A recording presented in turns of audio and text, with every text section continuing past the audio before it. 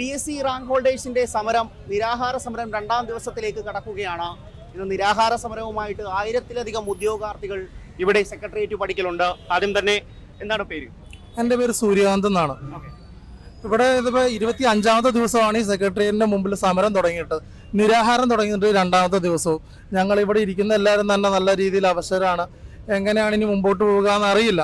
പക്ഷെ ഇത്ര നാളെ സമരം ചെയ്തിട്ടും അതിനുള്ളിൽ നിന്ന് ആരും തന്നെ പുറത്തോട്ട് വന്നിട്ടില്ല. ബാക്കി എല്ലാ സംഘടനകളും എല്ലാ പാർട്ടികളും തന്നെ ഞങ്ങൾക്ക് ഐക്യദാർഢ്യം പ്രഖ്യാപിച്ചുകൊണ്ടും എല്ലാം നമ്മുടെ കൂടെ തന്നെയുണ്ട്. പക്ഷേ DYFI എന്നുള്ള ഒരു സംഘടനയോ അല്ലെങ്കിൽ ഒരു പാർട്ടിയോ അവിടെ നിന്ന് ആരും നമ്മളൊരു ചർച്ചയ്ക്ക് വിളിക്കുകയോ കാര്യങ്ങളൊന്നും ചെയ്തിട്ടില്ല. ഇനി നമ്മുടെ പ്രതീക്ഷ ഈ പറഞ്ഞ പോലെ ഏപ്രിൽ 12 വരെ സമയമുണ്ടല്ലോ, അതുവരെ എന്തെങ്കിലും ഒരു വേക്കൻസി നമുക്ക് തരുമെന്നുള്ളൊരു ഉറപ്പ്, ഒരു വിശ്വാസമാണ് നമുക്ക് ഈ പാർട്ടിയിൽ ഉള്ളത്. സത്യം പറഞ്ഞിട്ടുണ്ടെങ്കിൽ ഞങ്ങൾ 21%, കൃത്യമായിട്ട് പറയുകയാണെങ്കിൽ 22.72% മാത്രമാണ് നിയമനം നടന്നിട്ടുള്ളത്. ബാക്കി പത്രങ്ങളിലും ബാക്കി കാര്യങ്ങളിലെല്ലാം വരുന്നത് ഓരോന്നും പെരുപ്പിച്ച് കാണിക്കുന്ന വാർത്തകൾ മാത്രമാണ്. 10,000-ഓളം ഉദ്യോഗാർത്ഥികൾ ഇപ്പോഴും പുറത്തു നിൽക്കുകയാണ്. എല്ലാവരും സാമ്പത്തികമായി പിന്നോട്ട് നിൽക്കുന്ന ആൾക്കാരാണ്. പലരുടെയും വീടുകളില്ല. എൻ്റെ ഉൾപ്പെടെയാണ് വീട് ജപ്തി ചെയ്ത ഒരാളാണ്, വാടകയ്ക്ക് താമസിക്കുന്ന ഒരാളാണ്. പിന്നെ പലരുടെയും വീടുകളുടെ അവസ്ഥ അങ്ങനെ തന്നെയാണ്. എന്താണ് പറയാനുള്ളത്? രണ്ടാം ദിവസത്തേക്ക് നിരാഹാരം പോകും. നിരാഹാരം ഇപ്പോൾ രണ്ടാം ദിവസത്തിലേക്ക് കടന്നിരിക്കുകയാണ്. ഭയങ്കര ദയനീയമായ ഒരു അവസ്ഥയാണ്. 2 ദിവസമായി ഞാൻ നിരാഹാരം കിടക്കുന്നു. ഭയങ്കര ബുദ്ധിമുട്ടുണ്ട് ശരീരത്തിനാണെങ്കിലും. അപ്പോൾ ഇന്ന് ക്യാബിനറ്റ് മീറ്റിംഗ് ഉണ്ട്. അതിൽ സർക്കാർ നമുക്ക് അനുകൂലമായിട്ടൊരു തീരുമാനം എടുക്കുമെന്നാണ് ഞങ്ങളുടെ പ്രതീക്ഷ. ഇനി 38 ദിവസമുള്ള ലിസ്റ്റിൻ്റെ കാലാവധി. അതിനിടയ്ക്ക് ഇലക്ഷൻ വരുന്നു. അങ്ങനെ നമുക്ക് കുറേ ദിനങ്ങൾ നഷ്ടപ്പെടും. പുതിയ നിയമനങ്ങളൊക്കെ ഇപ്പോൾ വിളിച്ചുകൊണ്ട് പോലീസിന്റെ ആണെങ്കിലും പുതിയ PSC നോട്ടിഫിക്കേഷൻ വരുന്നു. നിലവിലുള്ളവരെ പരിഗണിക്കാതെ ഇത്തരത്തിൽ വരുന്നത് രാശാസ്ത്രീയമല്ല. ഞങ്ങളുടെ നോട്ടിഫിക്കേഷൻ 2019 530/2019 വരുന്നതാണ് ഞങ്ങളുടെ നോട്ടിഫിക്കേഷൻ. അതിനുശേഷം 2022 വീണ്ടും പോലീസിലേക്ക് വിളിക്കുകയും അതിൻ്റെ ഫിസിക്കലും കാര്യങ്ങളൊക്കെ കഴിഞ്ഞ് റെഡിയായി നിൽക്കുകയാണ്. ഇപ്പോൾ ലിസ്റ്റ് പ്രസിദ്ധീകരിക്കാൻ റെഡിയായി നിൽക്കുകയാണ്. ഞങ്ങൾ ലിസ്റ്റിൽ നിന്ന് 22% നിയമനം നടന്നിട്ടുള്ളൂ എന്നൊരു സാഹചര്യത്തിലാണ് ഇവർ അടുത്ത ലിസ്റ്റിലാണ് നിൽക്കുന്നത്. അതിനുശേഷം 2023 പുതിയ നോട്ടിഫിക്കേഷൻ വിളിച്ചിട്ടുണ്ട്. നമുക്ക് 5 വർഷമായിട്ട് നമുക്ക് ഈ 21% നിയമനം ഉണ്ടെങ്കിൽ ഈ വരുന്ന ലിസ്റ്റുകാരുടെ അവസ്ഥ ഒന്ന് ആലോചിച്ച് നോക്കി. അവർക്ക് എന്തെങ്കിലും 10% പോലും നിയമന സാധ്യതയില്ല അവർക്ക് ലിസ്റ്റ് ചെയ്യുന്നത്. തീർച്ചയായിട്ടും ഇത്തരത്തിൽ ഒരു 5000-ൽ മുകളിൽ ഉദ്യോഗാർത്ഥികൾ ഇപ്പോൾ സജീവ സമരവുമായിട്ട് രംഗത്തുണ്ട്. എന്താണ് പറയാനുള്ളത്? ഇത് ഒരു എന്തെങ്കിലുമൊക്കെ തരത്തിലുള്ള ഒരു പ്രതീക്ഷ വെക്കാൻ കഴിയുന്നുണ്ട്?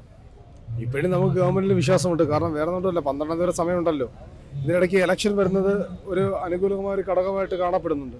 ഇപ്പോൾ 2 ദിവസമായി നിരാഹാരം സ്റ്റാർട്ട് ചെയ്തിട്ട് ഈ 2 ദിവസം നിരാഹാരം സ്റ്റാർട്ട് ചെയ്തെന്ന് പറയുമ്പോൾ നമ്മൾ ഇവിടെ പല രീതിയിലുള്ള സമരങ്ങൾ ചെയ്തു. ഭിക്ഷ എടുത്തു, പുല്ല് തിന്നു, തലമുണ്ടനം ചെയ്തു, മീശ എടുത്തു, മുട്ടിലിടഞ്ഞു, ശയനപ്രശ്നം ചെയ്തു, കയറിൽ തൂങ്ങിയാടി ജീവിച്ചിരിക്കുമ്പോൾ പോലെ ഈ പറയുന്ന പോലെ നമ്മൾ ശവമഞ്ചർ തേറുന്ന അവസ്ഥ, റീത്ത് വെച്ച് സമരം ചെയ്തു. ഇനിയിപ്പോൾ ഞങ്ങൾക്ക് അവസാനം ചെയ്യാനുള്ള നിരാഹാരത്തിലേക്ക് കൊണ്ടെത്തിച്ചു. ഇനിയും ഗവൺമെൻറ് കണ്ടു പറഞ്ഞില്ലെങ്കിൽ ഈ കാണുന്ന മാവിൻ്റെ ഉള്ളിൽ കെട്ടിത്തൂങ്ങി ചാവും, അല്ലാതെ വേറെ നിവൃത്തിയൊന്നുമില്ല. അത്രയ്ക്കും പരിതാപകരമായിട്ടാണ് ഈ നിൽക്കുന്ന ചെറുപ്പക്കാരിലൂടെ വന്നിട്ടുള്ളത്. ഇതിനകത്ത് പലരുടെ അവസാന ചാൻസാണ്. എന്ത് ചെയ്യണമെന്ന് പോലും അറിയാതെ നിൽക്കുന്ന അവസ്ഥ. പലരും ഇപ്പോൾ അതിനെപ്പറ്റി പോലും ചിന്തിച്ചു തുടങ്ങിയിട്ടുണ്ട്. ഇപ്പോൾ ഈ കഴിഞ്ഞ ദിവസം ഒരു PSC ഉദ്യോഗാർത്ഥി ആത്മഹത്യ ചെയ്തു. ഇവർക്ക് ഇത്രയും പേരെ ലിസ്റ്റ് ഉൾപ്പെടുത്തുന്നുണ്ടെങ്കിൽ, അങ്ങനെ ഒരു താല്പര്യമില്ലായിരുന്നെങ്കിൽ ഞങ്ങളുടെ കട്ട് ഓഫ് കൂട്ടിയിട്ടാൽ മതിയായിരുന്നു. കട്ട് ഓഫ് കൂട്ടിയിട്ടിരുന്നെങ്കിൽ, അല്ലെങ്കിൽ ഒരു 200 പേരെ 300 പേരെ അല്ലെങ്കിൽ അത്രയും പേരെ ഉൾപ്പെടുത്തി ആ രീതിയിലുള്ള കട്ട് ഓഫ് നിശ്ചയിച്ചിരുന്നെങ്കിൽ ഇത്ര ഉദ്യോഗാർത്ഥികളുടെ സമരത്തിന് വരത്തില്ലായിരുന്നു. ഞങ്ങൾക്ക് മറ്റൊരു ജോലിക്ക് പോകാമായിരുന്നു. ഇവിടുത്തെ മുഖ്യമന്ത്രി ഉൾപ്പെടെയുള്ള ആളുകൾ ഞങ്ങളോട് പറഞ്ഞത് 2 ഘട്ട പരീക്ഷ എഴുതി വന്നു കഴിഞ്ഞാൽ 2ാം ഘട്ട പരീക്ഷ എഴുതി വരുന്ന മുഴുവൻ ആൾക്കാർക്ക് ജോലി തരുമെന്നുള്ളതാണ്. 2 ഘട്ട പരീക്ഷ എഴുതി മുഴുവൻ ആൾക്കും ജോലി റാങ്ക് ലിസ്റ്റിന് ആനുപാതികം അല്ലെങ്കിൽ വേക്കൻസിക്ക് ആനുപാതികമായി മാത്രമാണ് റാങ്ക് ലിസ്റ്റ് ഇടുമെന്നാണ് പറഞ്ഞിട്ടുള്ളത്. ഇങ്ങനെ റാങ്ക് ലിസ്റ്റ് ഇട്ടിട്ട് ഫിസിക്കലും പാസ്സായി അതിൽ വരുന്ന മുഴുവൻ ആൾക്കും ജോലി കിട്ടുമെന്നാണ് പ്രതീക്ഷ കൂടിയാണ് ഈ നാട്ടിൽ നിന്നത്. പക്ഷെ എന്നിട്ട് പോലും ഞങ്ങളെ ഈ തെരുവിലിറക്കിയതല്ലാതെ ഞങ്ങൾക്ക് ജോലി ലഭിച്ചിട്ടില്ല. നവകേരള സദസ്സ് പോലുള്ള സദസ്സ് നടന്ന സമയത്തും ഞങ്ങൾക്ക് വലിയ പ്രതീക്ഷയായിരുന്നു. നവകേരള സദസ്സ് ഞങ്ങൾ 35,000-ഓളം വരുന്ന പരാതികൾ കൊടുത്തു. ഈ 35,000-ഓളം വരുന്ന പരാതികളിൽ ഒരെണ്ണം പോലും അവർ വായിച്ചു നോക്കിയില്ല. ഞങ്ങളുടെ പലരുടെയും പരാതികൾ പോയിട്ടുള്ളത് ജില്ലാ മജിസ്ട്രേറ്റ് ഡിപ്പാർട്ട്മെന്റിലേക്കും അതുപോലെ തന്നെ ഫിഷറീസ് ഡിപ്പാർട്ട്മെന്റിലേക്കും തദ്ദേശ സ്വയംഭരണ വകുപ്പിലേക്കൊക്കെ പോയത്. ഞങ്ങൾ ഒരിക്കലും മീൻ കച്ചവടം ചെയ്യാൻ വേണ്ടിയുള്ള ലൈസൻസിന് വേണ്ടിയല്ല അപ്ലൈ ചെയ്തിട്ടുള്ളത്. ഞങ്ങൾ വീട് വെക്കാൻ വേണ്ടിയുള്ള അപ്ലൈ ചെയ്തിട്ടുള്ളത്. ഞങ്ങൾ തൊഴിലിന് വേണ്ടി അപ്ലൈ ചെയ്തിട്ടുള്ളത്. പക്ഷേ ഞങ്ങളുടെ എല്ലാവരുടെയും ഫോണിലേക്ക് ഈ അടുത്ത സമയത്ത് മെസ്സേജുകൾ വരികയുണ്ടായി, നവകേരള സദസ്സിന് ഞങ്ങൾ നൽകിയ പരാതികൾ പരിഹരിച്ചു എന്ന്. ആ പരിഹരിച്ചതിന്റെ ഫലമായിട്ട് ഞങ്ങളിവിടെ കിടക്കുന്നത്. ഞങ്ങൾ എന്തു വേണം? ഞങ്ങൾക്ക് അവസാന പിടിവള്ളിയാണ് ഈ പാർലമെന്റ് ഇലക്ഷൻ.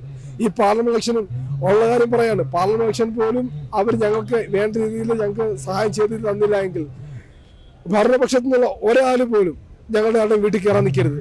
കാരണം എന്തെങ്കിലും ചെയ്തിട്ട് ഉളുപ്പോടുകൂടി അവർ ഞങ്ങളുടെ വീടുകളിൽ വോട്ട് ചോദിച്ചു വരണം. അല്ലാത്ത പക്ഷം അവരിറങ്ങി തിരിക്കരുത് എന്ന് മാത്രമേ ഞങ്ങൾക്ക് പറയാനുള്ളൂ. തീർച്ചയായിട്ടും കഷ്ടപ്പെട്ട് പഠിച്ച് നിരാഹാരം ഇരിക്കേണ്ടി വരുന്ന അവസ്ഥയാണ് PSC ഉദ്യോഗാർത്ഥികളെ സംബന്ധിച്ചിട്ടുള്ളത്. MS Shambhu, 1 India Malayalam.